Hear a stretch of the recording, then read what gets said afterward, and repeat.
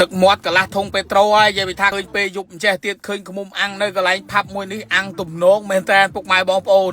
អូយបើបានចំអាសបុកណាដែលថាវាសាច់វាខ្ចីល្អនិយាយពីថាជាតិប៉ុន្តែរបស់ធម្មជាតិវាមិនទៀងទេពុកម៉ែបងប្អូនហើយនេះមានតាំងពីប្រភេទពងទាកូនពងអីណាស៊ីឈွန်របស់គេដុតក្តៅអូយទំនងមែនតើផាប់របស់គេ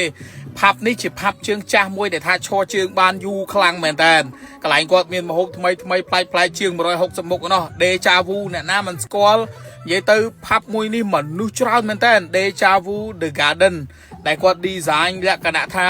ដើមឈើអមជាមួយនឹងមាន full band មាន acoustic មានអីចឹងទៅរៀងរាល់ថ្ងៃពុកម៉ែបងប្អូននិយាយទៅសប្បាយជាមួយនឹងការប្រគំតន្ត្រីក៏ដូចជាបរិយាកាស relax និយាយទៅ outdoor open space ហើយមានអ្នកអូខ្មុំអាំងរបស់គេនិយាយពីថាអូមាន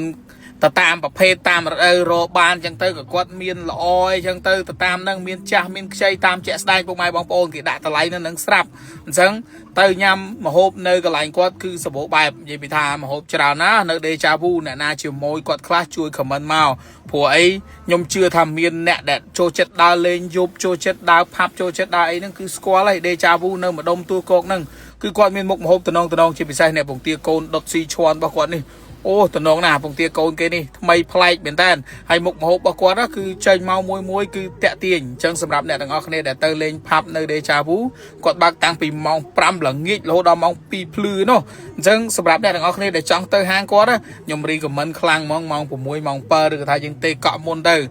ដល់គឺដឹងតែសប្បាយជាពិសេសគឺគាត់តែងតែមាន promotion ប្រចាំហាងមានមុខម្ហូបប្លែកដូចអាប្រភេទបុកល្ហុងពងទាកូនបុកល្ហុងពងគ្រួចប្រភេទប្លែកមែនតើអញ្ចឹងសម្រាប់មុខម្ហូបរបស់គាត់គឺតែងតែមានថ្មីជាប្រចាំតែម្ដង complete check out នៅ Facebook page របស់គាត់តែងតែមាន promotion ផ្ដល់ជូនជាពិសេសសម្រាប់អ្នកដែលទេកក់មុនអញ្ចឹង complete ណាទៅលេង Pub Deja Vu ទេកក់មុនបានតម្លៃតែងតែមានអ្វីពិសេសជូនហើយនេះមុខម្ហូបគាត់មានតកួនអីណាដុតអីថ្មីប្លែកមែនតើមានងាវមានអី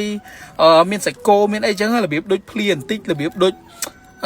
បបាក់ហៅមនុស្សនឹងមែនតើប្លែកខ្លាំងអញ្ចឹងកុំភ្លេចទៅ check out ភ្លក់រសជាតិឲ្យជួយប្រាប់ខ្ញុំផងព្រោះមុខម្ហូបក៏ដាក់ឲ្យខ្ញុំបង្ហាញឲ្យអ្នកទាំងអស់គ្នាគឺច្រើនខ្លាំងអញ្ចឹង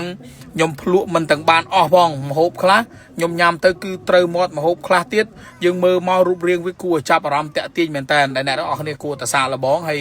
បានសាកយ៉ាងណានោះជួយ comment មកអ្នកដែលធ្លាប់ដើរលេងទៅហាងកន្លែងគាត់គឺស្គាល់គាត់ច្បាស់ជាងខ្ញុំទៀតព្រោះខ្ញុំមិនសូវបានដើរហាងយប់អីច្រើនទេគ្រាន់តែថាបានទៅដល់កន្លែងគាត់ឃើញគាត់បង្ហាញមុខម្ហូបក៏ដូចជាបរិយាកាសគាត់ទៅដល់មាន sound system ភ្លេងព្រោះ band មានអា food band ផងមានអា acoustic ផងមានអីផងបរិយាកាសរបស់គាត់ណាអូយភ្ញៀវកក់ពេញហ្មងអូច្រើនមែនតើនៅ Deja Vu ខ្ញុំមិននឹកស្មានថាហាងរបស់គាត់បើកយូរហើយគឺនៅតែឈរជើងបានល្អមែនតើហាង Deja Vu នេះអញ្ចឹងកុំភ្លេចទេកក់បាយ